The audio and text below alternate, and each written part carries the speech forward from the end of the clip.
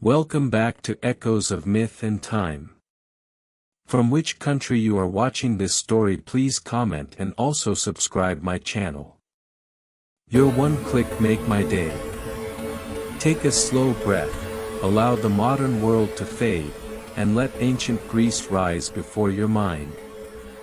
A place where sea winds murmured secrets, and starlight taught mortals how to dream. Long before written histories or crowned kings, the world belonged equally to gods and men. To understand the heroes who would come, one must first understand the shape of their world, a time when fate was more than a concept, and destiny was not silent. It spoke through omens, storms, and whispers carried by the wings of birds. The Greeks believed that every life had two stories. The one mortals lived, and the one the gods watched. Most never knew the difference. But for a chosen few, those touched by prophecy or loved by divine blood, the distance between these stories became thin as silk. This was known as the Age of Heroes, and it did not begin with thunder or war, but with a choice, the choice of gods to see mortal lives as something worthy of attention. The gods themselves were not abstractions. They were rulers of forces that shaped existence. Zeus with lightning and law. Poseidon with waves and storms. Hades with silence and shadow. And then there was Athena, goddess of wisdom and strategy, whose gaze followed mortals not with cruelty, but with curiosity. It was Athena who first noticed the threads of fate twisting around a boy who would soon take his first breath in a dark, quiet chamber beneath the palace of Argos. His name would be Perseus, though he never asked to become a legend. His story began not with triumph, but with fear. In Argos ruled King Aphrodite, a man who feared prophecy more than armies. The oracle of Delphi had spoken to him in riddles and smoke. Your downfall shall come through the son of your daughter. Prophecies seldom warned how or when, only that the threads of fate had already begun to tighten. To a fearful man, riddles become nightmares. And so Aphrodite did not wait for clarity. He locked his only daughter, Danae, away in a bronze chamber, sealed against both men and time. The intention was simple. If no man could reach her, no child could be born. If no child could be born, the prophecy would starve. But gods rarely respected mortal walls. In the chamber of bronze, where neither wind nor light dared enter, Zeus descended not as a king, but as golden rain, glittering and silent. From that radiance, life quickened in Danae's womb. Time passed, measured not by seasons, but by breath and heartbeat. Eventually, she held a newborn son, small, warm, alive, and fate smiled behind the veil. When Aphrodite learned of the child, he faced a terrible choice. No king can kill a newborn and call himself righteous, yet no fear is more violent than fear of fate. So instead of blood, Aphrodite chose the sea. He sealed mother and child inside a wooden chest, as one might seal secrets. Then, beneath indifferent skies, the chest was pushed into the open waters, to let Poseidon decide whether prophecy survived. The sea did not kill them. It carried them. For the Greeks believed the sea had moods, and sometimes, mercy. After days of drifting, the chest washed upon the shores of Seriphos, where a fisherman named Dictys found them. His hands, rough with salt and labor, lifted the child not as a burden, but as a blessing. On Seriphos, Perseus grew not as a prince, but as a boy who learned the rhythm of waves and nets. He learned how the world smelled at dawn, how patience was required when the sea was stingy, and how silence was sometimes the best teacher. He knew nothing of prophecy. He knew little of gods. But the gods knew him. Athena watched as Perseus grew tall and lean, the quiet kind of strength that did not announce itself. Mortals like that were always the most interesting, the ones who did not chase glory, but found it unwillingly. Yet peace in myth is never permanent. King Polydectes of Seriphos, brother to Dictys and king by fortune rather than virtue, saw Danae and wanted her for his own. Danae refused.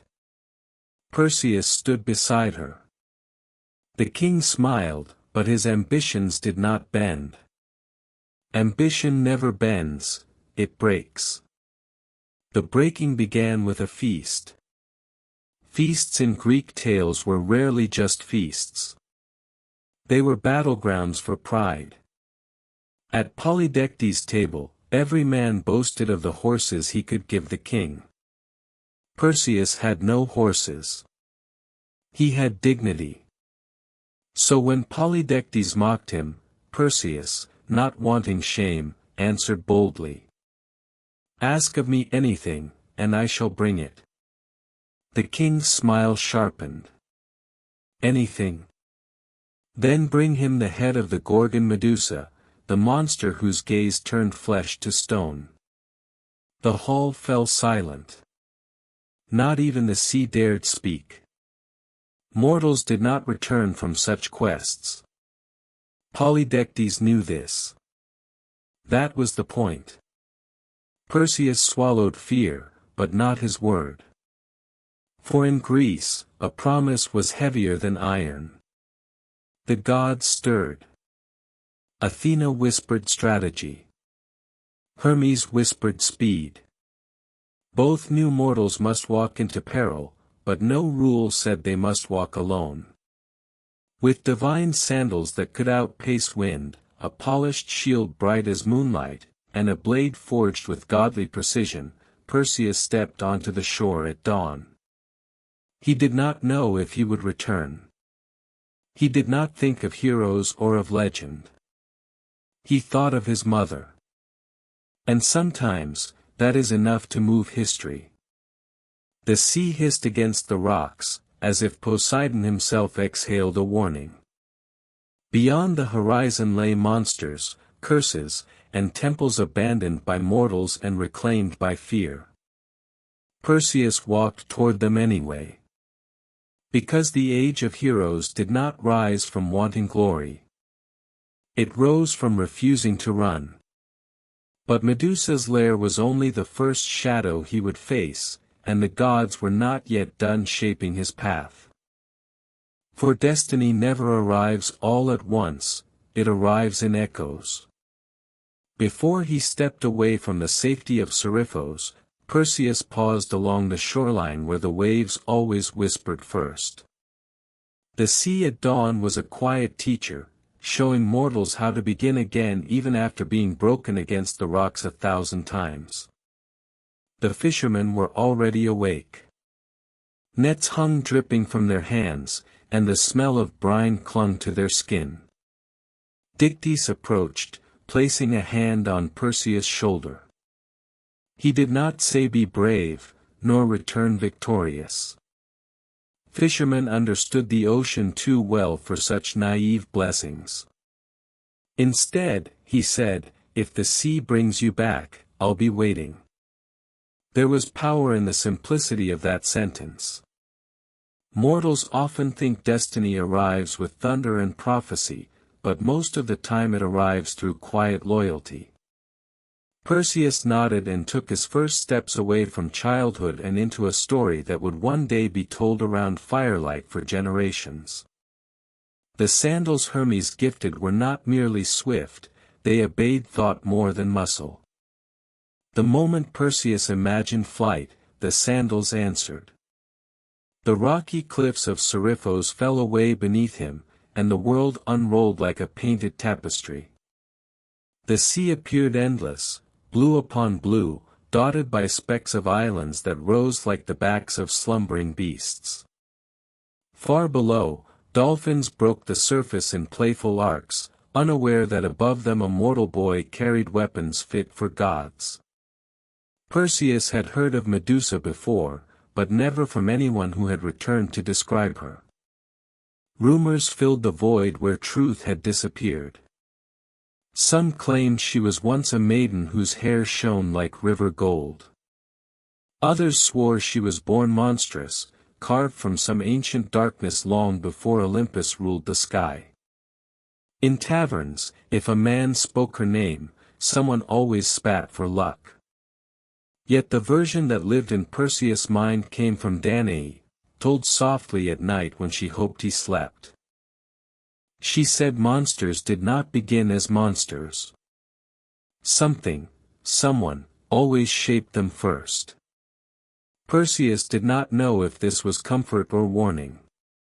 Days stretched into nights, and the nights into stars, and Perseus learned something the gods always knew. That long journeys changed a man long before they ended. He crossed lands where statues leaned broken against forgotten temples. Once, he passed a marketplace where the prices of olives were argued with the same passion as war strategies. In another city, a poet recited verses to a crowd that pretended not to listen, though everyone did. Greece was not just a setting, it was a character, ancient and restless. The people of that world believed that every hill, forest, or shoreline had a memory attached to it. Some memories were sacred. Some carried warnings. The path to Medusa demanded that Perseus cross into territories where old gods still lingered without temples, and where priests prayed without knowing if anyone listened. Those lands were not meant for ordinary men. The first to greet him was the wind. But winds in myth were rarely just winds. They carried voices, soft at first, then clearer as he flew. 3 women, ancient as erosion, whispered to one another. He comes for the cursed one. He seeks the severed thread. His hands are not yet stained. These were not musings meant for mortal ears. But fate had already bent low enough for him to hear. The second to greet him were shadows on the ground, stretched impossibly long. Perseus could not see their owners, which made him grip the hilt of his sword tighter. And then came the third greeting, the realization that someone, something, was following him. Perseus landed near a grove of cypress trees. Tall, still, and black as ink, they looked as though they had grown from the dreams of funerals. In Greek lore, cypress belonged to the underworld, it never lied about its intentions. From behind the trees came a rustling, deliberate, slow. Perseus called out, "If you come with kindness, speak. If not, step forward anyway." Silence answered, and then a figure materialized, not monstrous, but winged. Golden sandals, staff in hand, eyes glinting with the kind of cleverness only immortals possessed. Hermes. But gods rarely announced themselves plainly. The god circled once before touching ground. "Courage earns speed," he said, tapping the sandals, "but speed without caution is how mortals die." Perseus bowed, not deeply, but respectfully. In myth, gods did not require worship. They required acknowledgement. Hermes paced, fingertips brushing leaves as though testing reality. "You seek Medusa," he said. "Not for glory. Not for Athens. Not for the songs of poets. But for love of your mother." Perseus did not answer. His silence was its own admission. Hermes continued. "Love is often the most unreasonable motive in the world. That is why the gods respect it." The god's tone shifted, not cruel, not soft, but instructional. To kill Medusa, do not face her. Mortals cannot win battles with pride. Not even I could. From behind Hermes, another presence arrived, quieter, heavier with thought. Athena. No thunder announced her, no radiance blinded Perseus. Wisdom did not need spectacle. She stepped forward with a shield that held the morning sky on its surface, bright, clear, and sharp enough to reshape a life. The shield was mirrored, polished so that the world bent upon itself. Use reflection in place of sight, she said. There are truths the human eye must not meet directly. Perseus hesitated before asking, will I win? Athena considered him, gods hated certainty. If your hand does not tremble, she said, and if pity finds you even in terror. Pity. The word surprised him. Why would a hero need pity for a monster that turned men to stone? Athena read the confusion but did not answer. The gods rarely gifted answers before the lesson. Perseus left the grove soon after. Sandals rising again into the sky. Ahead lay the far western lands, those beyond maps and beyond the comfortable illusion that the world was already known. The air there tasted of iron and damp stone, and the sky dimmed as though the sun itself respected ancient curses. Rumor said Medusa dwelled where mortals had forgotten to pray. Places that temples abandon because even priests need hope to speak to stone. Along the coastal cliffs, Perseus saw shapes, once men, now frozen mid-plea, palms extended upward, eyes forever wide. Wind whistled between their fingers as though trying to teach them how to speak again. Perseus did not land among them. Some terrors demanded distance. As he flew deeper into the silent territory, even birds refused the sky. Only the serpents hissed, distant, echoing, then closer. The lair was not a palace of horrors as bards imagined. It was an ancient temple, roof collapsed, columns shattered by time, not by war. Medusa had not chosen grandeur. She had chosen isolation.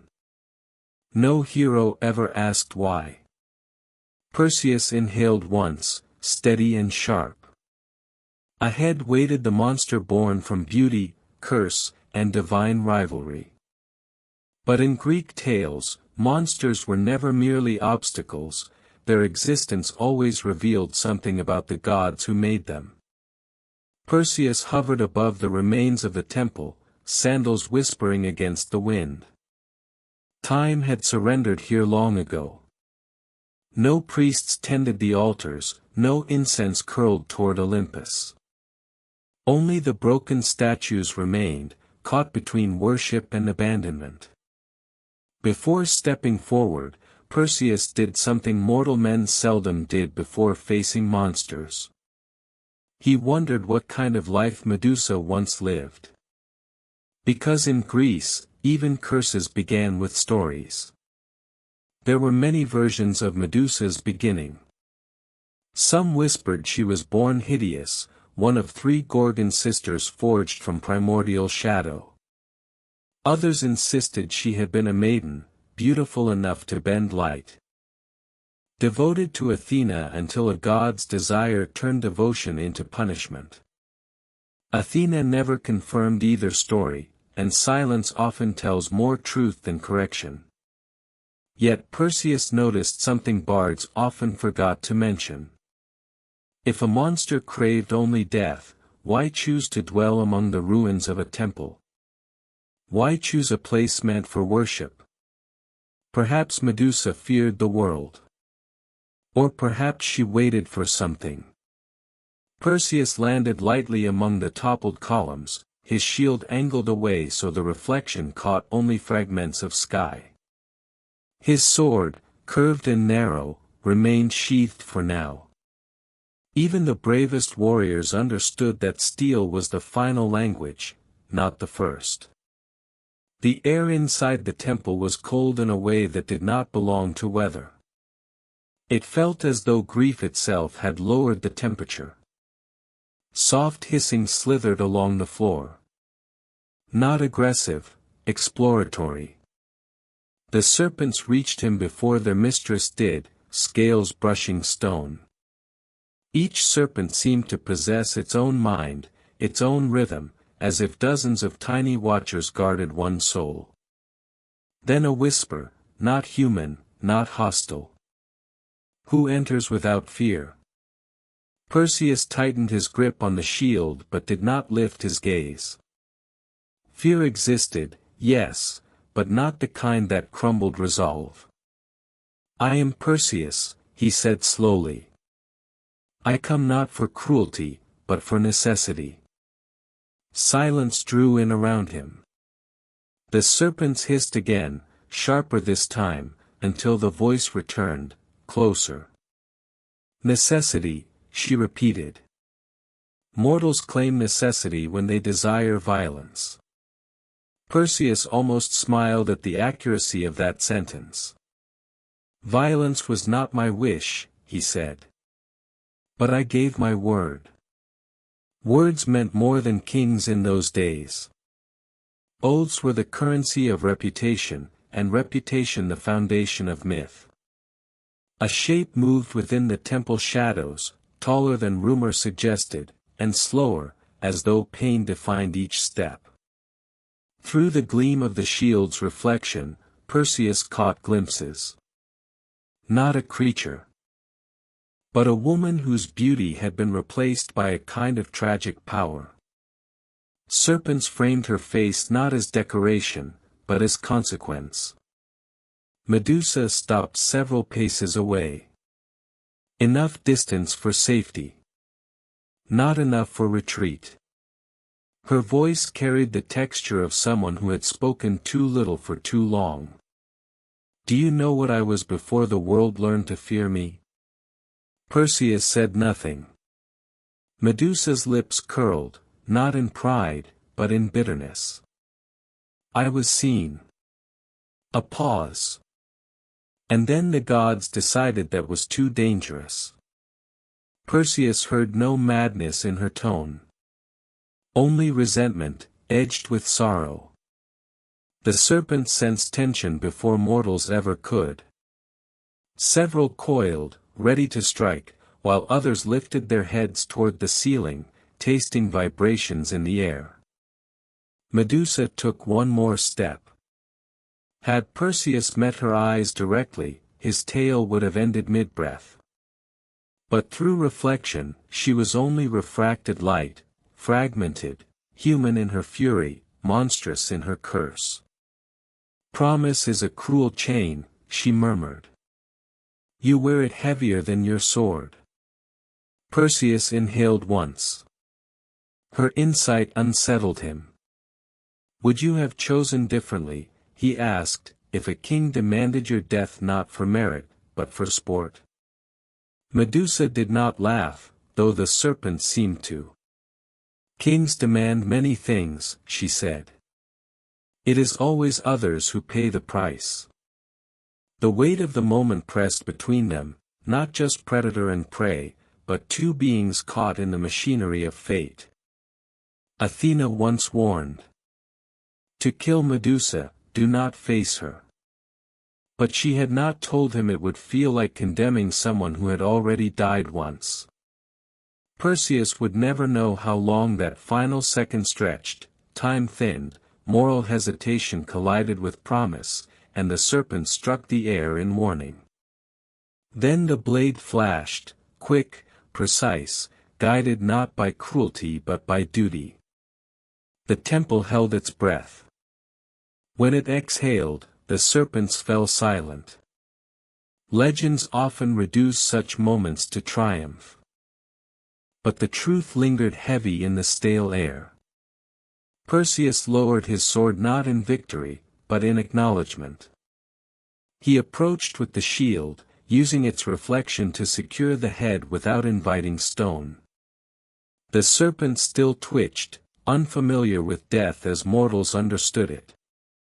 He placed Medusa's head into a satchel lined with bronze and leather, not as trophy, but as payment.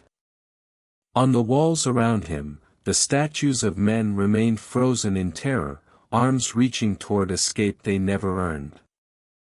Perseus noticed once again that not all statues were warriors. Some were scholars. Some were merchants. One was a boy barely older than Perseus when he first arrived at Seriphos. Monsters seldom hunt at random. Fear has its own logic. Perseus whispered a prayer, not to Athena, nor to Hermes, but to Medusa herself. In Greek thought, even monsters deserved rights. To die without them was to wander forever. The journey home took longer than the journey out. Not because of distance, but because of the weight of consequence. Mortals believed that when a hero returned from battle, he came back more than alive, he came back changed. Perseus felt this change as a new silence inside his thoughts. He passed over the wine-dark sea, and the sailors who spotted him pointed skyward, shouting that Hermes himself had taken mortal form. Stories always started faster than truth could travel. When Perseus reached Seriphos, the sun crouched low behind the horizon.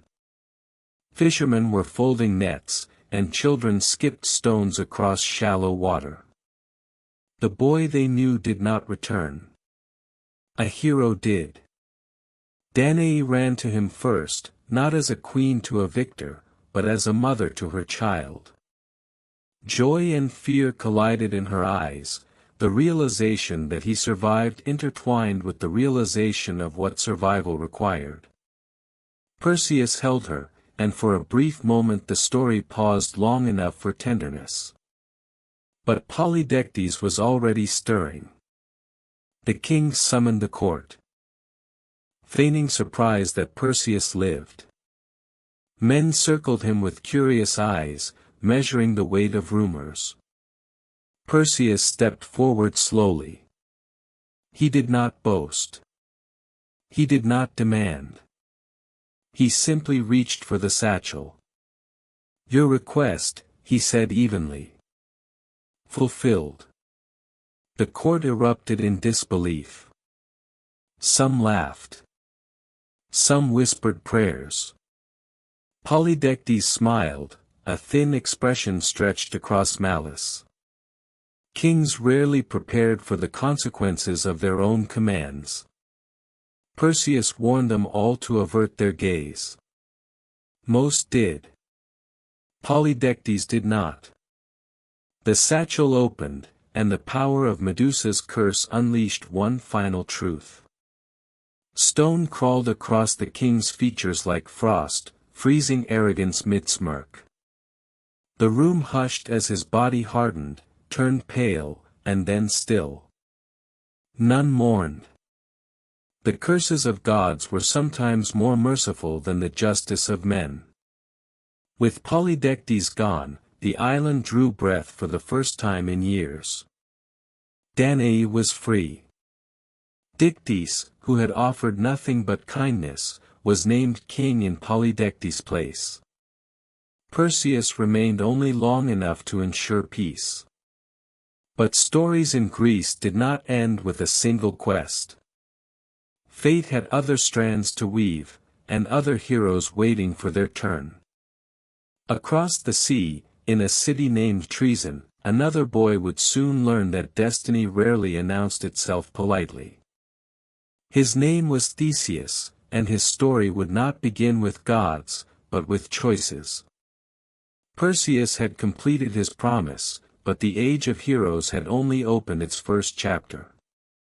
For where one legend rests, another rises, and destiny was already watching Treason. Across the sea from Seriphos lay a city where destiny slept with one eye open. The city was Treason, resting near the Peloponnese, sheltered by hills and warmed by the salt of the Saronic Gulf. It was neither a kingdom nor a fortress, but a place where people lived quietly between olive groves and vineyards, unaware that myth itself would soon walk among them. In Troezen lived a boy named Theseus. Though most knew him first simply as the son of Aethra, a woman whose grace carried more wisdom than she ever boasted. She raised Theseus with the gentleness of someone protecting a fragile truth. Children in Troezen ran barefoot along the shoreline, played games with oyster shells, and raced each other across the fields. Theseus joined them, but even then there was something different about him. He never ran to outrun others, he ran to understand the strength of his own breath. He climbed not to impress, but to see how much sky existed above him. Some children are born with ambition. Others are born with curiosity. Theseus carried both. When he reached his youth, Aethra told him a story that was not a story at all. It began quietly, as most truths do. She led him to a grove near the temple of Poseidon, where an old stone slab lay half swallowed by earth and vine. Time had scraped lichen across its surface, as though trying to blur its significance. "Theseus," she said, "there are things you must know." The air tightened, the way it always does when innocence is about to be traded for knowledge. Aethra brushed the moss aside, revealing a hollow beneath the slab. Inside lay a sword and sandals, plain to look at, but heavy with implication. "These belong to your father," she continued. "He left them here for you when you were strong enough to claim them." Theseus stared at the stone. It was not merely heavy, it was immovable, as though burdened by destiny itself. "Who is my father?" he asked. Aethra hesitated not out of doubt, but out of memory. "Your father is Aegeus, king of Athens." The word settled like dust, quietly, but permanently. Theseus approached the slab. He pressed his palms against the rough stone, feeling the scratch of lichen against skin. His muscles strained, the veins in his arms rising like tributaries of determination. The stone resisted as though testing him, asking if lineage alone was enough to claim destiny. In myth, strength was never merely physical. It stemmed from intent, and Theseus' intent was not pride, but clarity. He lifted. The slab shifted. Earth crumbled around the edges as though submitting. At last, the stone rolled aside, revealing the sword and sandals untouched by the passage of years. Theseus held the blade. It was not ornate, a king's weapon disguised as a common one. But when he gripped it, the balance felt true, as though it had waited for this hand alone. Aethra watched with both pride and regret. No mother wishes to give her son to fate, yet no hero becomes a hero without leaving home. "Theseus," she said softly, "your father lives in Athens. But the road to him is not easy." There were two routes. One by sea, swift, safe, and predictable. The other by land, infested with thieves, killers, and men who delighted in cruelty. Most would choose the sea. Theseus chose differently. For in his heart, he believed that if a man wished to stand beside kings, he must first stand against fear. Aethra argued, as mothers must. But destiny often ignores maternal logic. In time, she gave her blessing, not because she agreed, but because she understood that preventing a hero from becoming himself was the cruelest imprisonment of all. The land route began beneath canopies of pine, where the air smelled of resin and earth. The path felt ancient, as though thousands of stories had passed through before Theseus stepped upon it. But a peaceful beginning always hides the first test. His first encounter arrived near the cliffs of Epidaurus, where a brute known as Periphetes, the club-bearer, waited for travelers like spiders waited for flies. Periphetes swung a club of olive wood hardened by fire and arrogance. He demanded tribute, though no law had granted him such authority. When Theseus approached, the giant sneered. "Where do you walk, boy?" The question dripped with mockery. "To Athens," Theseus replied. The giant laughed. "No one walks to Athens. They crawl." Bandits seldom expected resistance. Even less did they expect equality. Theseus did not boast. He did not warn. He simply stepped forward. Periphetes swung first. The club howled through the air, splintering bark from a nearby tree. Theseus slipped beneath the arc, closing distance too quickly for the giant to recover. The struggle was brief, not because Periphetes lacked strength, but because Theseus possessed intent beyond survival. He fought not to live, but to prove he deserved the road. When the brute fell, Theseus claimed the club, not as trophy, but as reminder. Heroes in myth rarely kill without transformation. The club became his symbol, a truth even Athens would one day remember. Further along the road, near the narrow isthmus of Corinth, Theseus encountered Cenes the pine-bender, a man who killed by bending pine trees like bows and launching victims into the air. Many travelers died not by blade, but by humiliation disguised as entertainment. When Cenes tried his trick on Theseus, the young hero saw not madness, but method. He reversed the game, forcing Cenes to taste the horror he once inflicted. Retribution was swift, and fitting. Each villain on the road mirrored a flaw in the age: greed, cruelty, vanity, power without purpose. Theseus did not kill indiscriminately, he eliminated what Athens had pretended not to see. By the time he reached the region near Megara, whispers preceded him. Not whispers of kings or lineage, whispers of justice. As the sun dipped behind the ridges, Theseus encountered an old woman carrying a basket of figs. The load strained her frame, and yet she walked as though her dignity outweighed her burden. Theseus approached to help, not because she asked, but because kindness has always been the mark of true heroes. The woman eyed him thoughtfully, as though recognizing something ancient behind his youth. She accepted the help, offering figs in exchange. "My husband died on this road," she said softly, "and no one stopped to help me bury him." Theseus bowed his head. "Then I am the first to hear your grief.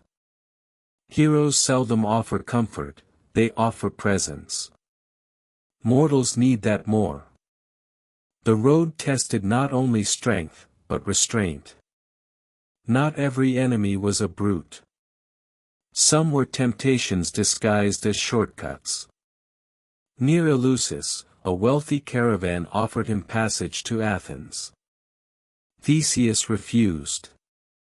A hero who arrives without scars earns suspicion, not respect.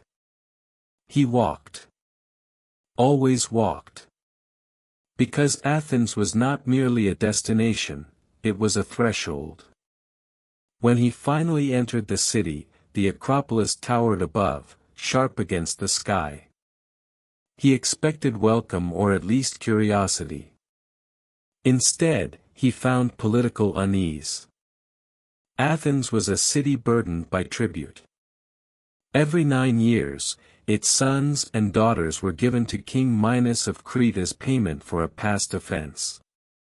What awaited them in Crete was whispered but never spoken plainly: a labyrinth, a monster, and no return. Athenians feared the future. They argued in shadows. Kings ruled through dread rather than ambition. Theseus did not reveal himself immediately. He watched. He listened. He learned that lineage meant nothing without understanding the wounds of a city. Only then did he seek an audience with King Aegeus, his father. In Athens, Theseus would soon face a truth harsher than any bandit. That a king could live in a palace and still feel powerless. And the price of that powerlessness demanded young blood. What Theseus chose next would lead him into the labyrinth, and into legend. Athens did not greet Theseus with celebration. Cities rarely recognize heroes before the deeds are done.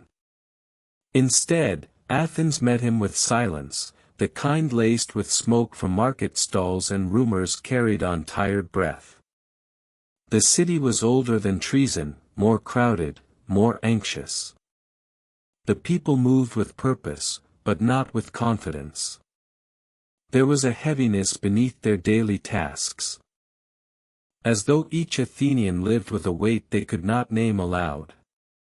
Theseus watched from the edges, observing how anxiety became culture, how dread could settle into a people so completely that they forgot it was unusual. When Theseus finally stood before the king's court, he did not announce his lineage. He approached as a stranger first, as someone who wished to understand before demanding his place. King Aegeus sat upon a dais that seemed far too large for the man occupying it. He was not weakened by age, but by fear that had calcified over years of tribute and guilt. His advisors whispered as Theseus entered. Advisors always whispered, secrets were their true language. Aegeus looked down, eyes sharp though tired. "What business brings you to Athens?" he asked. Theseus answered simply, "To know the city that will one day know me." Aegeus studied him longer than protocol demanded. There was recognition beneath the scrutiny, the kind that can only exist between blood that does not yet know itself. Aethra had prepared him for this moment. Theseus revealed the sword his father left beneath the stone, not as a threat, but as a truth. The court gasped. Aegeus did not. He stepped down from the dais slowly, as though testing whether hope could survive proximity. When he placed his hand on the blade's hilt, he did not check for its sharpness, he checked for its memory. "It is mine," Aegeus breathed. "And you are my son." The advisors murmured again, but this time with fear instead of curiosity. A king with an heir changed the balance of every ambition in the room. In the nights that followed, Aegeus told Theseus of Athens' sorrow. Not with pride, but with the reluctance of a man forced to recount his worst mistakes.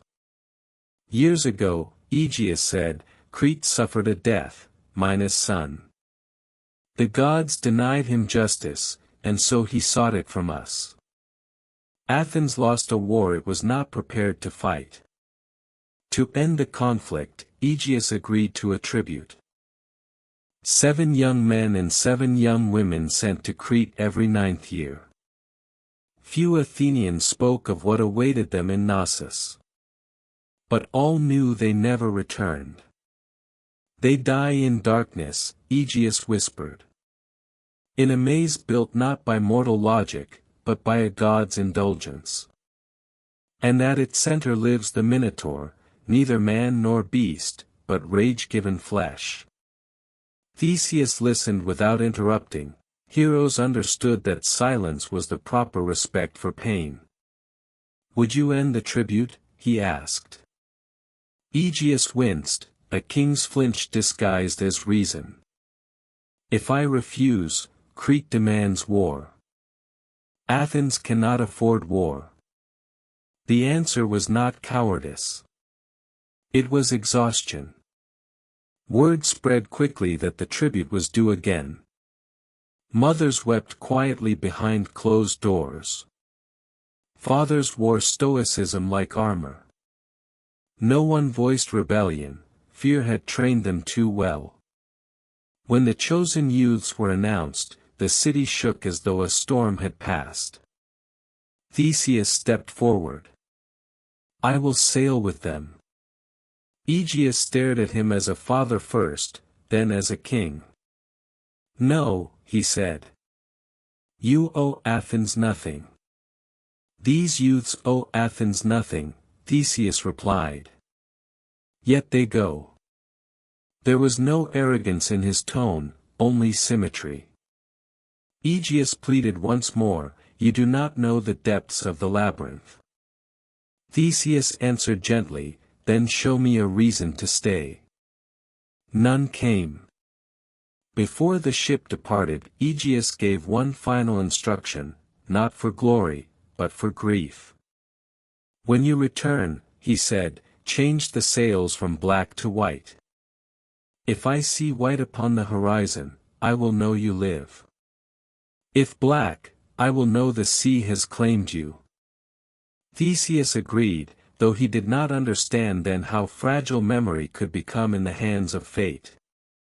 The voyage to Crete took many days. The ship creaked through calm waters, carrying youths whose fear hung heavier than the sails.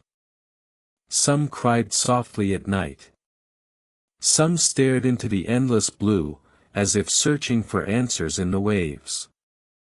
Some prayed to gods.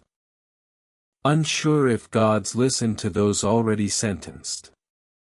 Theseus did not promise survival, he promised presence. When they reached Crete, the harbor of Knossos sprawled like a city carved from ambition itself. Where Athens was weathered by philosophy and sorrow, Knossos was arrogant with color and life.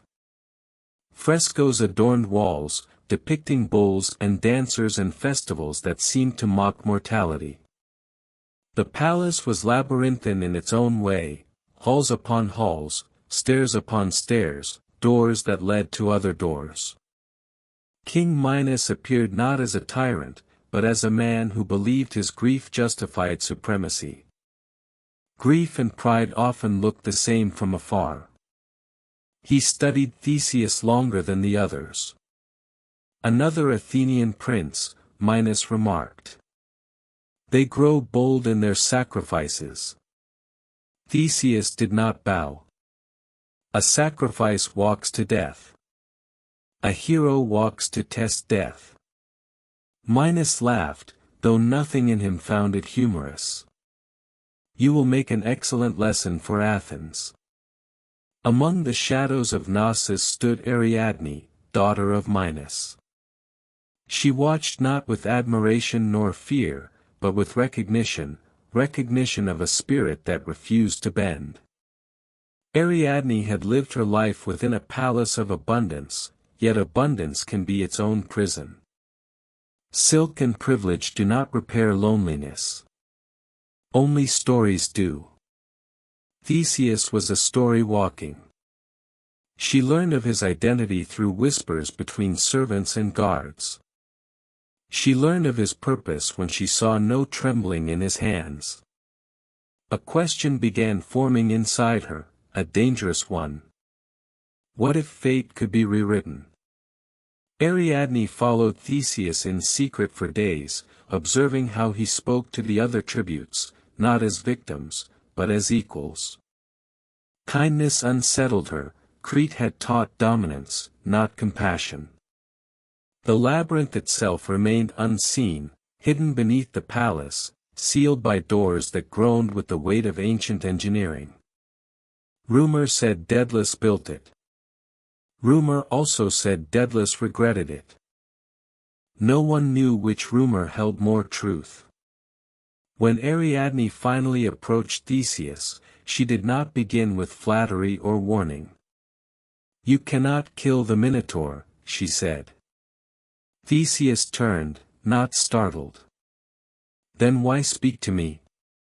Because you will try. Their dialogue became negotiation, then alliance, then something that resembled trust. Ariadne offered him a thread, spun fine and strong, along with instructions whispered in urgency. Uncoil it as you walk the maze. You cannot win if you cannot return. It was not a gift. It was a choice. Theseus accepted. Not because he believed he would survive, but because he believed that trying mattered. As dawn crept over Knossos, the doors of the labyrinth prepared to open, and Athens held its breath across the sea. In the darkness below the palace waited the Minotaur, and the test that would decide whether Theseus was merely a prince, or a hero remembered by time. When dawn arrived, Crete gathered in silence.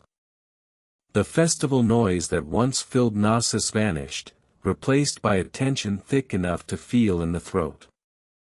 The tributes were led toward the staircase that descended beneath the palace, the entrance to the labyrinth. No one could see where the steps ended. Light surrendered halfway down, as though even the sun refused to enter that domain. Theseus stood among them, the thread concealed beneath his tunic, wound tight upon a spindle that Ariadne had given him with hands that trembled more than her words. Her final whisper clung to his ear. Return, not to them, but to yourself. Theseus did not know what she meant then. He would learn. The descent felt eternal. Stone swallowed sound. Torches whined against the walls, struggling to stay lit. When the final door closed behind them, the court officials retreated upward, and the world of the living vanished behind iron and ritual. The labyrinth opened into darkness. It did not roar. It did not threaten. It simply existed. A geometry of madness built from angles no sane architect would choose. Theseus unfastened the spindle and tied the first loop of thread to a bronze ring drilled into the entrance wall.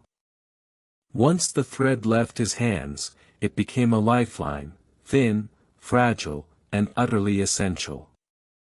He guided the tributes forward, torch held high, flame bending as though anxious. The air inside smelled of damp earth, old fur, and metal that had rusted without aging. Their footsteps echoed unevenly, sometimes near, sometimes impossibly far, as though the walls themselves played tricks. The labyrinth did not behave like mortal buildings. Daedalus was said to be a genius, but genius often dances close to cruelty. Corridors narrowed when fear swelled, widened when hope flickered. Some led to rooms filled with bones, arranged neatly, not chaotic, as if someone had once tried to keep order here. The tributes whispered prayers to gods not known for mercy. Theseus did not silence them, fear belonged to mortals, and mortals deserved dignity. Time lost meaning inside the maze. They could not know if hours passed or moments. What they did know was hunger, the hunger of something moving somewhere deeper. Not the shuffling of a beast, but breathing. Slow, heavy, unfamiliar with silence. The Minotaur was aware. Before myth turned the Minotaur into nothing but brutality, there was another story, a story the Athenians never heard. Once, before Crete draped its shame in ritual, the Minotaur had been a child. Born of a queen's desire and a god's punishment, his body belonged to two worlds and neither welcomed him. No cradle could contain him. No mother could soothe his instincts. No palace could pretend he did not exist. Minos, burdened by the need to appear unassailable, hid the child beneath the palace. A labyrinth was built to bury sorrow where eyes could not reach. But monsters do not grow in darkness alone, they grow when no one offers tenderness. The Minotaur learned hunger before language, rage before comfort, loneliness before recognition. To Crete, he was punishment. To Athens, he was terror. To himself, he was simply alive. When Theseus reached the chamber where the breathing grew louder, he instructed the tributes to remain behind, following the thread as though it were a command from destiny. He stepped forward, torchlight flickering over jagged stone. The air thickened, filled with the musk of an animal who did not know whether visitors meant pain or relief. Then, out of darkness, a horned silhouette emerged, massive, yet not clumsy. The Minotaur lowered his head, exhaling a sound that trembled between fury and confusion. Theseus raised no shield. Not yet. He waited, allowing sight to become understanding. The Minotaur charged.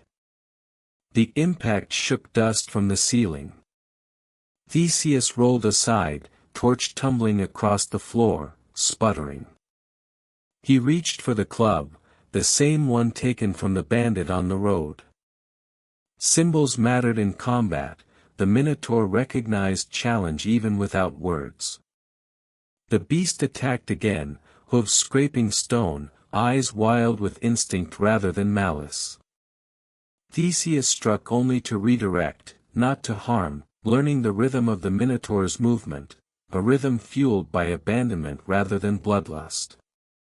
Heroes win through observation, not strength. After many exchanges, Theseus finally lifted the sword his father left him. The blade glinted, catching the stray flame of the fallen torch. The Minotaur hesitated, perhaps recognizing danger, perhaps recognizing finality. In myth, monsters seldom beg. But sometimes they pause. That pause was enough. Theseus stepped forward, swift as decision. Steel met flesh. The beast groaned, a sound that echoed not just pain, but the weight of a story no one ever tried to change. The Minotaur collapsed, breath slowing, then ceasing. The labyrinth held still. In death, the Minotaur resembled a child again. A tragedy mythology rarely lingers on. Theseus said a quiet word, not triumph, but acknowledgement, because to deny the Minotaur humanity would have been a second cruelty. The tributes gathered behind him, unsure whether to celebrate or cry. Theseus, one whispered, "Is it over?" Theseus nodded once. "It is only over if we return." They followed the thread back through corridors that seemed less threatening now. When they reached the stairs, dawn broke over the palace. Knossos looked peaceful again, the way cities always look peaceful from above ground. But peace on the surface does not erase what is buried below. Ariadne waited, breath held tight in her chest. When she saw Theseus emerge, she forgot dignity and rushed to him. He did not embrace her, heroes rarely claim affection before safety, but he met her eyes with something quieter than gratitude. "We must go," she urged. They fled toward the harbor, joined by the tributes whose lives were no longer debts owed to a foreign king. The ship pushed off as the sun rose fully over Crete. Ariadne watched Knossos shrink, its colors fading into shoreline memory. Theseus stood beside her, feeling the tension between victory and consequence. He wondered what Athens would think. He wondered what his father would think. He did not yet wonder what the gods thought, that would come later. For now, the sea belonged to hope. But myths do not allow perfect happiness. Not for long. For on the island of Naxos, where vines grew wild and sleep came easily, fate would separate lovers and remind a hero that triumph never came without a price. The ship sailed away from Crete under the quiet hush of morning. Dolphins raced the bow, leaping in arcs that caught the sunlight on their backs, as if the sea itself celebrated the youth it had spared. For the first time since Athens demanded tribute, laughter returned to the ship, cautious at first, then louder, like a muscle relearning how to move. Ariadne stood at the stern, hair tangled by wind, watching the island shrink into a smear of white and ochre. Knossos had been her cage and her kingdom, leaving it felt like abandoning both history and identity. Theseus approached her quietly. He was not a man who filled silence with empty comfort. "You saved us," she said. Theseus shook his head. "You made choice possible. That is not the same as saving." Ariadne considered the distinction. In Crete, power came through force. In Athens, it seemed to come through responsibility. She wondered which world was more dangerous. The sea was kind during the first days of travel.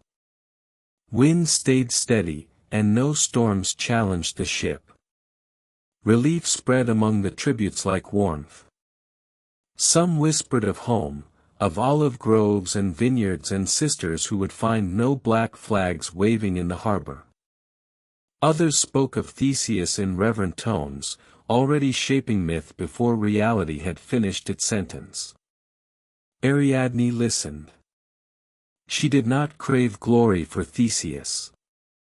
She craved peace for him, a desire far rarer. Theseus did not join their conversations. He leaned against the mast, eyes fixed on the horizon, where the sky always looked one thought away from answering something important. Heroes often feel loneliness most after triumph. Celebration isolates them from the world they save. On the fourth night, the ship anchored at Naxos, an island wine-rich and lush, where forests draped themselves in ivy and stars fell so close that sailors claimed they brushed the treetops. The crew lit a fire near the shore. Wine flowed, and fatigue loosened tongues. The smell of roasted fish mingled with sea salt and fig. Theseus and Ariadne walked away from the fires, where moonlight softened their edges and made them look less like fugitives from a labyrinth and more like figures from an old pastoral painting. She asked him something no one had dared ask. "What will you be when Athens welcomes you home?" Theseus considered before answering. "In Athens, a man becomes what his city requires. I do not know if that is what I desire." "What do you desire?" she pressed. Theseus exhaled. The answer sat behind his ribs, heavy. "Choice," he said. Perhaps Ariadne expected love. Perhaps expectation itself was the tragedy. At Naxos, fate intervened, quietly, but irrevocably. In some stories, Dionysus claimed Ariadne for himself. In others, Ariadne slept beneath olive branches and Theseus sailed without waking her. Some versions accused Theseus of cruelty, others insisted divine will separated them. But myth is not history, myth is truth shaped by meaning. In this telling, Ariadne chose the island before the island chose her. Near the water's edge, she placed her hand against Theseus' cheek and whispered, "You defeated a monster. But Athens holds its own." Theseus did not argue. Some insights did not require debate. "Do not return to Crete," she continued. "Knossos will demand vengeance, but vengeance has no patience for reason." Ariadne stepped back, eyes bright with clarity rather than tears. "You must go where destiny waits," she said. "And I must go where destiny ends." Theseus understood then that love was not always measured by possession, sometimes it was measured by release. He left with the rising sun, without deceit or urgency. Ariadne remained, surrounded not by abandonment, but by decision. Naxos did not weep for her. Islands rarely cry. They witness. The ship continued toward Athens. For days, the sea behaved like a mirror, reflecting the sky's moods without argument. The tributes practiced the stories they would tell their families, each trying to shape their survival into something noble or thrilling or worth remembering. Theseus alone stayed silent. Victory had a weight that celebration could not lighten. He had killed a monster and saved a city, yet unease followed him like a shadow. Heroes seldom suffered during battle. They suffered during reflection. When Athens finally came into view, the cliffs glowed gold in the afternoon light. The Acropolis rose above them, quiet but undeniable, like a lion resting after hunt. Crowds gathered at the harbor, drawn by rumor and longing. Families searched the horizon for familiar faces, counting heads, whispering prayers, bargaining with gods at the last possible second. King Aegeus stood on a high promontory, a place from which kings could watch the fates of their people unfold upon the sea. His eyes were not those of a ruler that day. They were eyes of a father searching for confirmation that dreams had not deceived him. But Theseus, lost in thought and unaccustomed to ceremony, forgot the sails. They remained black. Not by malice. Not by neglect. By the cruel logic of exhaustion, even heroes forget details that myths later sharpen into daggers. Aegeus saw only darkness stretched against the mast. Only black against the sky. He knew what black meant. He stepped forward. Some said he whispered Theseus' name. Others said no words escaped at all. He fell into the sea that would come to bear his name, the Aegean, as though the water would answer questions that destiny refused. When Theseus disembarked, the cheers faltered quickly. Joy collided with mourning, and Athens became a city where triumph and grief shared the same breath. Theseus became king, not by coronation, but by inheritance soaked in salt water. The throne was not comfortable. The city was not healed. The hero was not unscarred. Athens demanded governance. Its people demanded stability. Theseus provided both, but not without cost. For victory ends battles. It does not end responsibility.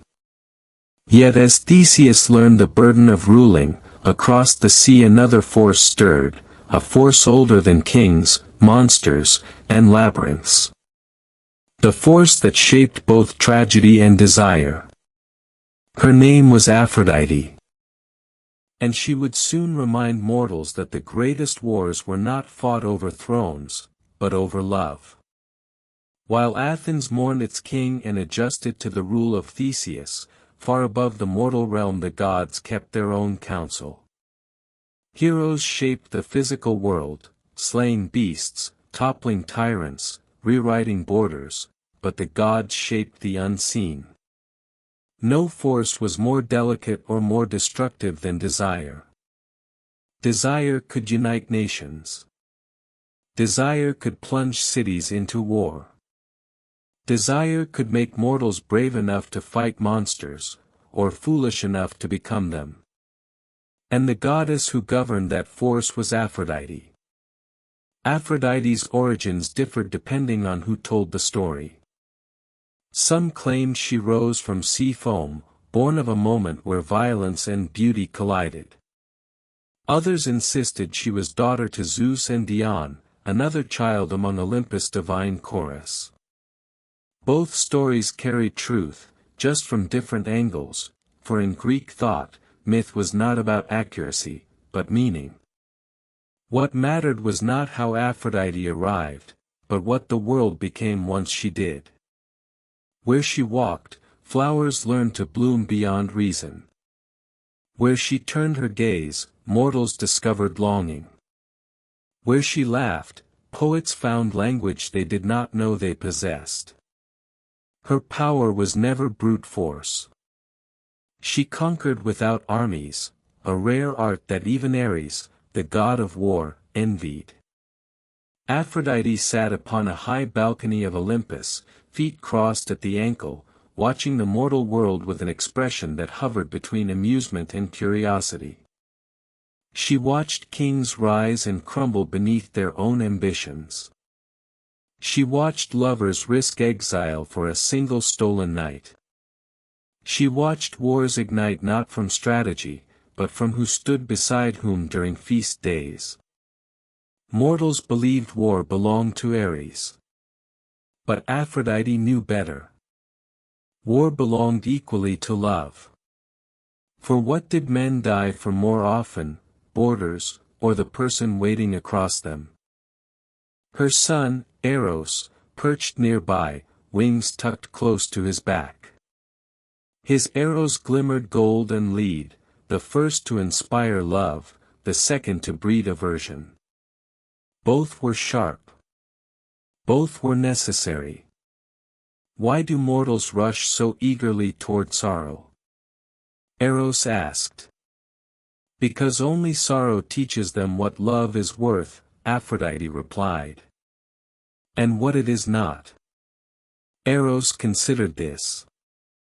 God's question to understand, mortals' question to escape. The boy in Athens, Eros said. Theseus.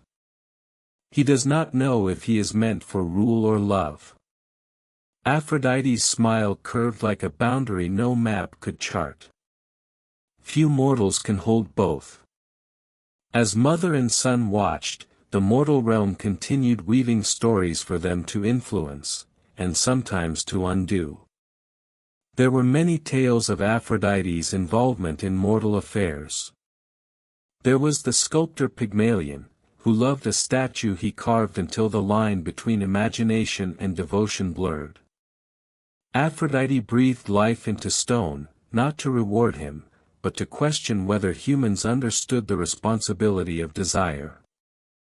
There was Helen, whose beauty ignited wars, and Paris, whose choice unraveled kingdoms. The world blamed Aphrodite for Troy's fall, as though beauty were a crime and love the weapon that delivered it. Mortals often blamed gods for what they secretly wished for themselves. But among all stories tied to Aphrodite, one stood apart, the love between Eros and Psyche, a tale where even gods learned they were not immune to longing. Psyche was mortal, too lovely for comfort. Her beauty did not make her arrogant, but it made others uneasy. When strangers knelt before her instead of temples, Aphrodite felt a pang mortals would call jealousy. Yet jealousy is not weakness in gods, it is governance. Beauty must remain balanced, or worship distorts. Aphrodite sent Eros to make Psyche fall in love with ruin, a fitting punishment for uninvited comparison. But desire rarely obeyed intent. One prick of his own golden arrow and Eros found his breath caught, not in pain, but recognition. He had been struck by the very sensation he commanded. Love turned the hunter into prey. Psyche never saw Eros fully, love demanded trust over sight. She lived in a palace built of mystery, where voices summoned meals and winds lifted her to bed. She felt not danger, but tenderness. Yet humans struggle with what they cannot name. She sought certainty, and certainty demanded proof. When Psyche lit a lamp to see her lover's face, the flame revealed wings like dawn and features both terrifying and divine. The lamp trembled. A drop of oil fell. Pain broke the spell. Eros fled, hurt not by betrayal, but by doubt. Psyche was left alone with longing and regret, the sharpest blend mortals ever tasted. But desire without action is simply ache. And Psyche refused to remain aching. She sought Aphrodite herself. The goddess did not greet her with compassion. Tests awaited Psyche, tasks fit not for mortals but for endurance itself. Sorting seeds from seeds until logic blurred. Fetching golden wool from murderous rams. Climbing heights where winds tore at skin. Descending into the realm of Hades to gather beauty from the queen of the dead. Psyche completed each task, not through strength, but through persistence. The gods are impressed by persistence. Even Aphrodite eventually conceded that love earned through suffering is more enduring than love given freely. On Olympus, Psyche drank ambrosia and became immortal, not by birth, but by merit. Mortals rarely become gods through war. Sometimes, they become gods through devotion. Eros and Psyche's union became a myth told not for grandeur, but for reassurance, that love survives doubt, and doubt survives love, and together they shape something worth remembering. Aphrodite observed all of this without bitterness. Love was not a field to be controlled, it was a river to be guided. Mortals below continued to fall in love as easily as falling asleep, and suffered heartbreak as easily as breathing. Athena guided strategy.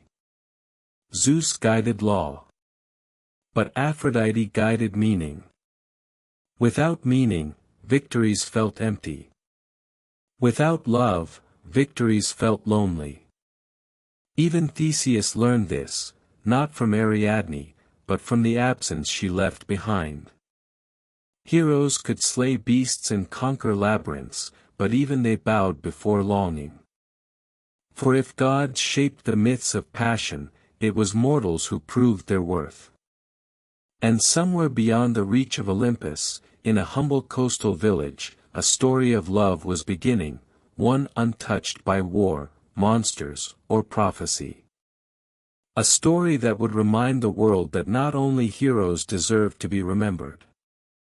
Far from palaces and thunder and labyrinths, there existed a small coastal village where the waves kept no secrets, and the wind carried the fragrance of crushed grapes when harvest season came. The village did not have a name that poets bothered to remember. Stories of monsters and kings traveled farther than stories of farmers and fishermen. But the gods paid attention to such places, for in them, love grew quietly, without ambition or spectacle. In that village lived a girl named Ianthe, daughter of a vintner. Her hands knew the weight of baskets filled with grapes before they knew the weight of jewelry or fine cloth.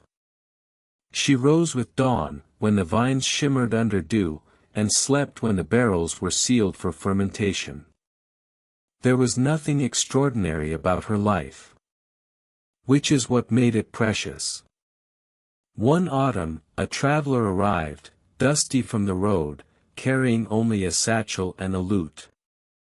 His name was Theos, though some suspected it was not the name he was born with. Travelers learned quickly that identity mattered less than one's behavior. Ianthe first noticed him at the marketplace where merchants argued over figs and olives. He sat beneath the shade of an olive tree, tuning his lute with a care that suggested reverence for sound. Music drew attention even in small places. Children gathered first, then elders pretending not to listen, then those who pretended not to be moved. When Theos played, the melody did not demand applause, it invited memory. Songs about home seldom require grandeur. Ianthe felt warmth she could not explain. She returned to her vines, yet the song followed her hands as she worked. Days passed, and Theos remained in the village. Some travelers stayed long enough to rest, fewer stayed long enough to belong. Belonging required vulnerability, and vulnerability was currency mortals guarded fiercely. Ianthe encountered him again near the vineyard during harvest. He asked questions, not of flattery, but of curiosity. How do grapes know when to sweeten? How does wine choose when to deepen? Ianthe laughed softly. Grapes do not choose. But wine does. Wine remembers the hands that made it. Her father liked him immediately. Men who asked questions rather than boasted were rare. Love, when it comes without prophecy or danger, does not declare itself loudly. It accumulates, in shared labor, in exchanged glances, in quiet understanding. Theos helped carry baskets. Ianthe handed him figs in return. No one narrated the significance, that is how real love grows. When the first rains came and the harvest season ended, the villagers gathered for a festival. There were 3 types of festivals in Greece: religious ones, political ones, and winter ones. This festival belonged to winter, and to wine. Barrels opened, torches lit, and music threaded through the cool night air. Theos played again. But this time, Ianthe stood near enough that the sound shaped itself around her instead of the crowd. When he finished, she said what she had thought for weeks. You play as if you've lost something. Theos answered, I play because I don't want to lose anything else. Neither asked what that meant. Mystery can be intimacy. But mortal love is not immune to mortal complications. Ianthe was promised informally to a merchant's son, a man with more ambition than kindness. His wealth made him bold, but his boldness lacked grace. He saw Theos as an interruption, not a threat to his heart, but to his plans. Jealousy rarely announces itself, it spreads quietly, like rot in stored fruit. Rumors followed Theos, that he was a wanderer who would leave when spring returned, that he courted multiple women in multiple towns, that musicians could not be trusted with stability. Theos did not defend himself, defense often emboldens gossip. He simply continued helping with the vines and playing music when asked. Ianthe watched how he responded to unkindness, not with pride wounded, but with dignity intact. She began to understand that love was not who stirred desire first, but who calmed sorrow better. One morning, Ianthe found Theos near the shore, scribbling words onto scraps of parchment. What do you write? She asked. Names, he said. Names of places I've seen.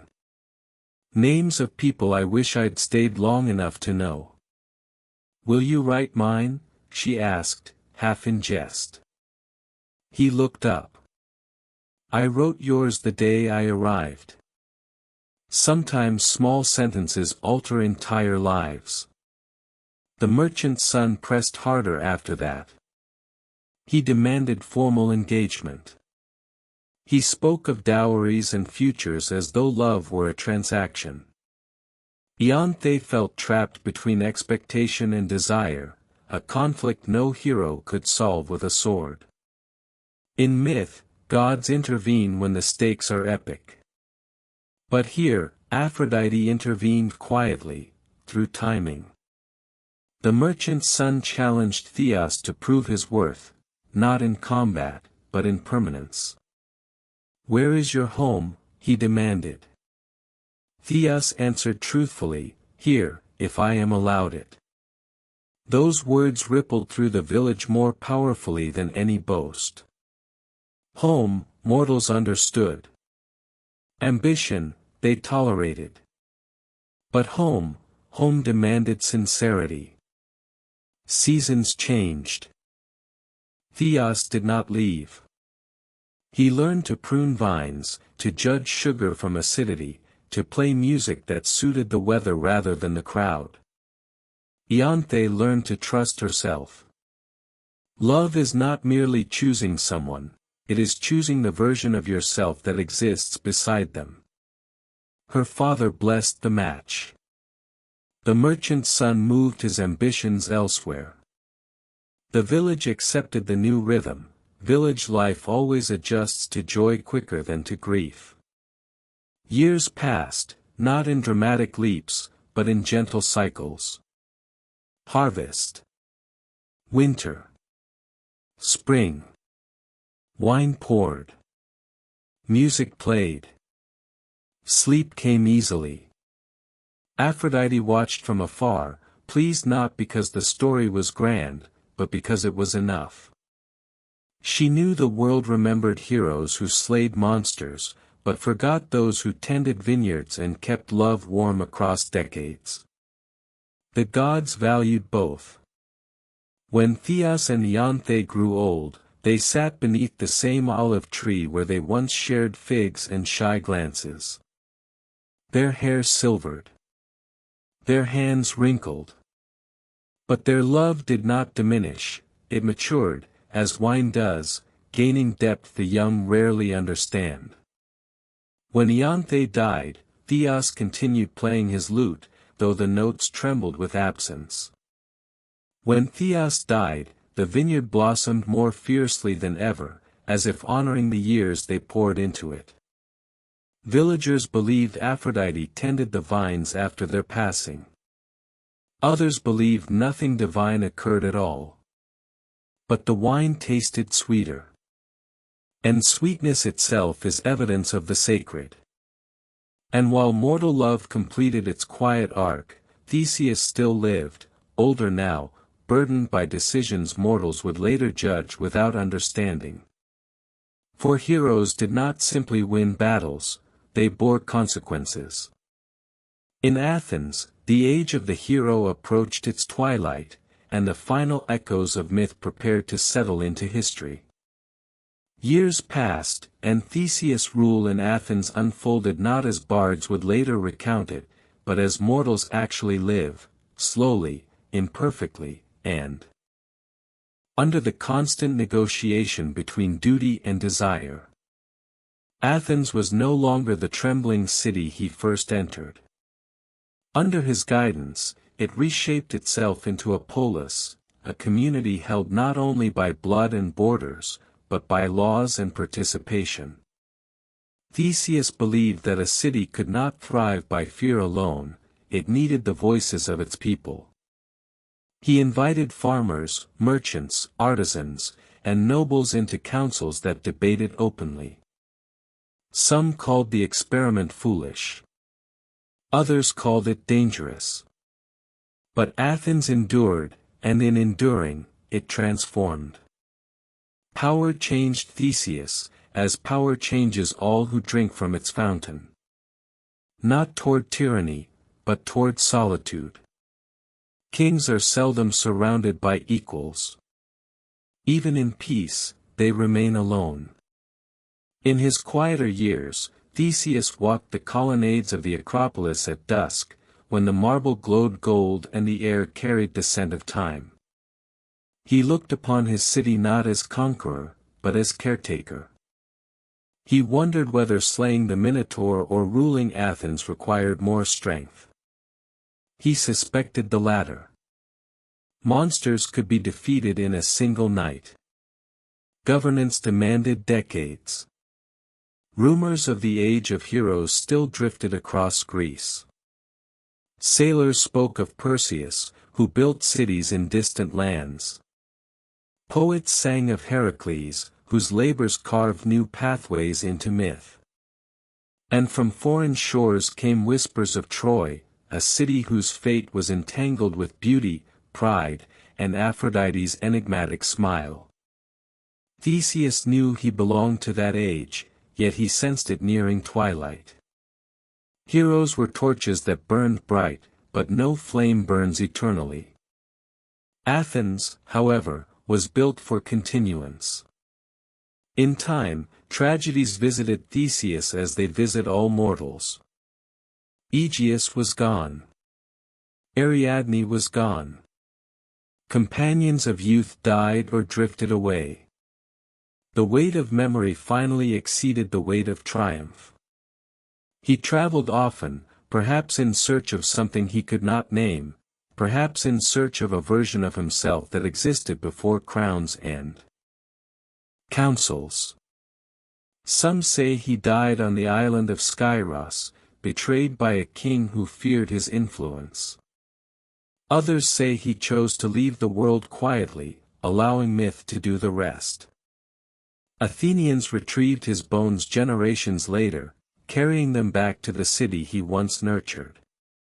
They buried him as a protector, not merely a king, for heroes of Greece were not honored for victory alone, but for service. And so the age of heroes exhaled its final breath. Perseus, who began in prophecy and ended in foundation. Theseus, who walked roads few dared tread and turned a frightened city into a future. Aphrodite, who proved that love could equal war in power. Eros and Psyche, who demonstrated that even gods must learn trust. Ianthe and Theos, who showed that greatness does not require witnesses, only devotion. In their stories, mortals learned what mattered. Courage without arrogance. Love without ownership. Destiny without surrender. Memory without pride. When we speak of Greece, we do not merely speak of marble ruins or ancient wars. We speak of the human heart, and how it tried, again and again, to make sense of a world designed by gods and lived by mortals. Stories survive because they teach. Legends endure because they comfort. Myths remain because they remind us that the world was always mysterious, always dangerous, always beautiful. Time moves forward. But memory moves outward, rippling through minds like waves against the same ancient shores. Perhaps that is why we still tell these tales, not to worship the past, but to understand ourselves. If you close your eyes now, you may still hear the footsteps of Theseus along the stones of Athens. Or the whisper of the sea as it carried Perseus home. Or the quiet laughter of Aphrodite as she guided a heart toward love. They are distant now, but not gone. For legends do not vanish. They rest. And when we call them, they wake. If you enjoyed this journey through the ancient world, through myths, heroes, gods, and love, consider subscribing to Echoes of Myth and Time. Here, stories are not just retold, they are reawakened. Your support allows these legends to endure, to find new listeners, and to continue their long conversation with history. Thank you for listening, dreamer. May your night be peaceful, your thoughts unburdened, and your imagination unafraid. Until we meet again among the stories of old. Rest well. Good night from Echoes of Myth and Time. Crescent Moon. And she would soon remind mortals that the greatest wars were not fought over thrones, but over love. While Athens mourned its king and adjusted to the rule of Theseus, far above the mortal realm the gods kept their own counsel. Heroes shaped the physical world, slaying beasts, toppling tyrants, rewriting borders, but the gods shaped the unseen. No force was more delicate or more destructive than desire. Desire could unite nations. Desire could plunge cities into war. Desire could make mortals brave enough to fight monsters, or foolish enough to become them. And the goddess who governed that force was Aphrodite. Aphrodite's origins differed depending on who told the story. Some claimed she rose from sea foam, born of a moment where violence and beauty collided. Others insisted she was daughter to Zeus and Dione, another child among Olympus' divine chorus. Both stories carried truth, just from different angles, for in Greek thought, myth was not about accuracy, but meaning. What mattered was not how Aphrodite arrived, but what the world became once she did. Where she walked, flowers learned to bloom beyond reason. Where she turned her gaze, mortals discovered longing. Where she laughed, poets found language they did not know they possessed. Her power was never brute force. She conquered without armies, a rare art that even Ares, the god of war, envied. Aphrodite sat upon a high balcony of Olympus, feet crossed at the ankle, watching the mortal world with an expression that hovered between amusement and curiosity. She watched kings rise and crumble beneath their own ambitions. She watched lovers risk exile for a single stolen night. She watched wars ignite not from strategy, but from who stood beside whom during feast days. Mortals believed war belonged to Ares. But Aphrodite knew better. War belonged equally to love. For what did men die for more often, borders, or the person waiting across them?